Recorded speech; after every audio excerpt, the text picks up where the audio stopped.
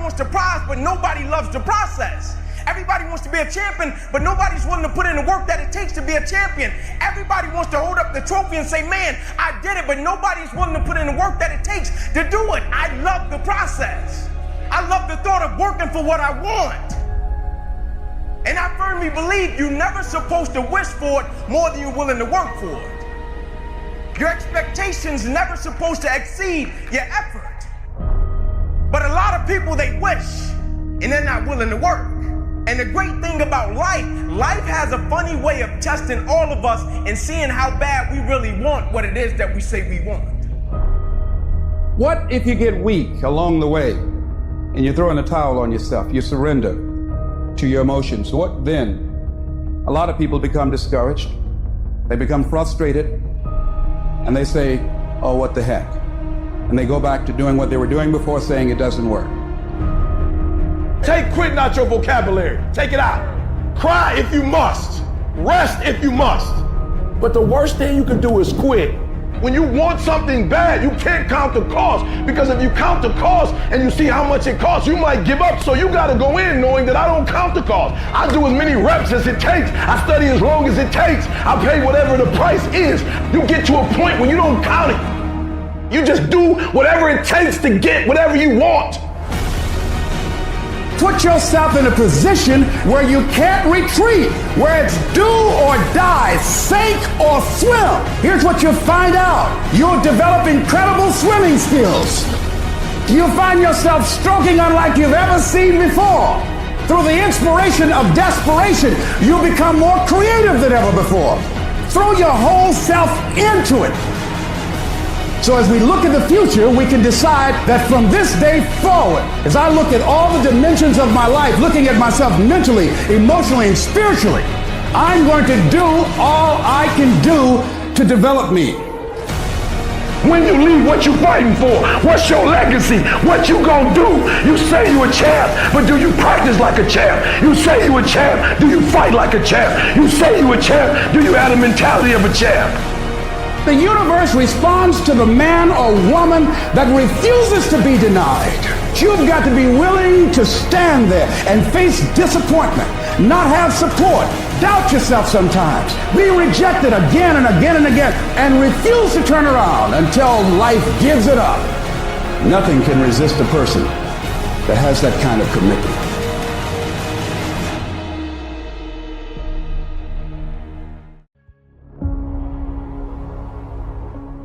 Do you know how many people have had visions, ideas, and huge career moves that they were about to make, and they allowed the word no to stop them? When you make the decision to do what you want to do with your life, just know this: because the family and the friends in your life do not share your vision, in most cases, they will be the first person to try and talk you out of what you want to do with your life.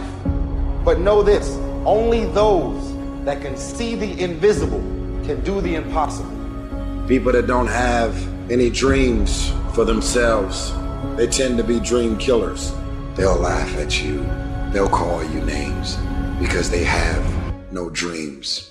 They don't want it. Most people go through life holding back. If you get into the habit of just being mediocre, it will become a part of your consciousness. If you get in the habit of giving less than what you have it within you to give, it will begin to reflect itself in your personality. It will begin to damage you psychologically. And you don't want to be a part of that kind of self-destructive behavior. You want to set some high standards for yourself.